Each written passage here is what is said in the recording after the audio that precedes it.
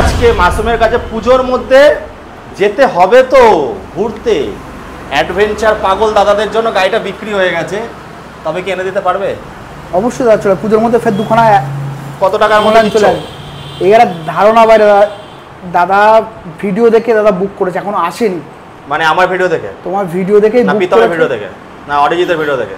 এটা মনে হচ্ছে অরিজিতার ভিডিও দেখে বা তোমার ভিডিও, যে কোনো দাদার না চ্যানেলটার নাম বলতে পারি না, আসুক আমি দেখে নেবো কার ভিডিও দেখে। যার ভিডিও বিক্রি হওয়ারই কথা। গাড়িটা বেরিয়ে গেছে। এটা 1,56,000 টাকা দাম ছিল। 22-এর গাড়ি, 22-এর গাড়ি 1,56,000 টাকা দাম ছিল একদম।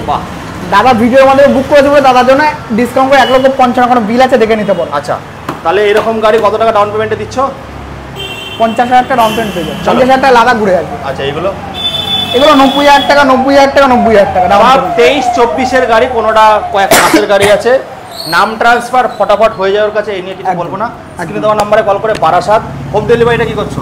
না, হোম ডেলিভারি নেই দাদা। হ্যাঁ, আমার ম্যাক্সিমাম 5 থেকে 10 কিলোমিটার মধ্যে আমি ডেলিভারি দিচ্ছি। চলো বন্ধুরা, টাটা। আর একটা ভাই আছে, প্লিজ, ভাইটা অনেক খাটে, ওকে একটুখানি বকশিস দিয়ে যাবে সবাই, ভালোবেসে মিষ্টি খাওয়ার পয়সা দিয়ে যাবে নাকি? একদম খুশি খুশি খুশি হয়ে একটু মিষ্টি খাওয়ার পয়সা দিয়ে যাবে।